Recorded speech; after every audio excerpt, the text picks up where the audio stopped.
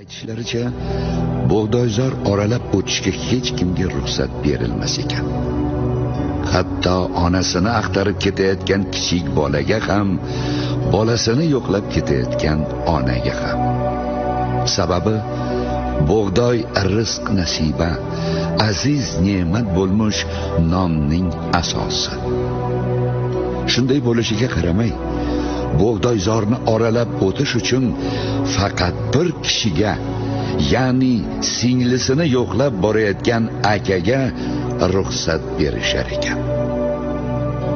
Gar shunday ekan, aka degan maqomga sazovor yigitlar olislarda turib, jimgina sog'inadigan singillaringizdan tez-tez xabar olishni yodingizdan chiqarmang.